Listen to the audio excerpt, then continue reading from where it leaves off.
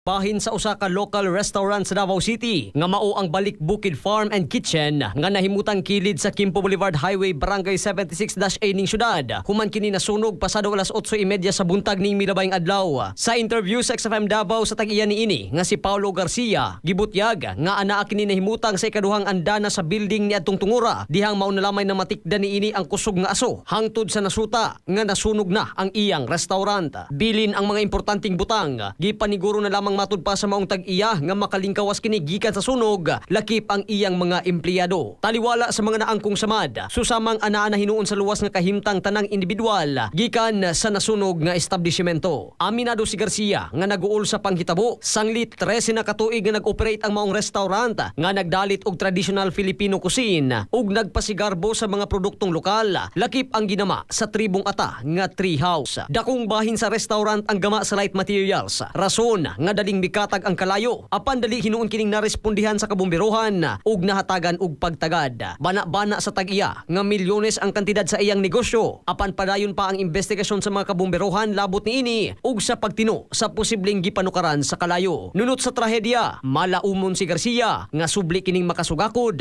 taliwala sa panghitabo. Mga katropa, aron kanunay kitang healthy, mag Xanthone Vitamin C alang sa nakiusang Pilipino para sa Pilipinas. Katropang Marvin Ebano, XFM News. XFM Report.